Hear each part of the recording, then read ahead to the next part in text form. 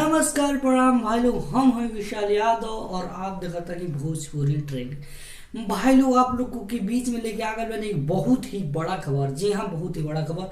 खेसारी लाल यादव के कल आवे वाला बाटे एक सॉन्ग जोने का नाम बाटे मेहरारू से हार गया। जी हाँ, मेहरारू से हार गया।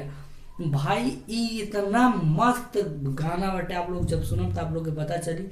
ये गाना के लिखले वाला आजाद सिंह श्याम देहाती और म्यूजिक देने वाला आजाद श्याम, यानी दोनों जानी का कॉम्बिनेशन बाटे। और ये गाना कल सुबह 6:30 पर SR के म्यूजिक से आई। अब खेसारी लाल यादव के जबरदस्त गाना जो गाना का नाम बाटे मेहरारू से हार गया। ये गाना कल सुबह 6:30 पे आई SR के म्यूजिक से।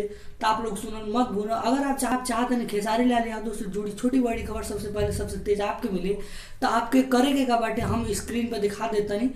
पहला काम आप लोग तो ये करे बाटे, एक वीडियो के एक लाइक कर दे बाटे, और वीडियो के जस्ट आप लाइक कर तो कॉर्नर में एक रेड कलर का निशान दिखी जो दबा दे बाटे, और रेड कलर का निशान दबाने के बाद एक बेल का निशान आई जो की ओके दबा दे बाटे। दबा के ऑल पर प्रेस कर ले के बाटे, और आप हमन के यूट्यूब फैमिली के हिस्सा बन जाए जो की बहुत बड़ी बात बाटे।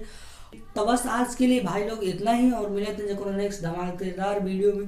तब तक के लिए इजाजत। नमस्कार प्रणाम, जय श्री कृष्ण। सब्सक्राइब जरूर कर।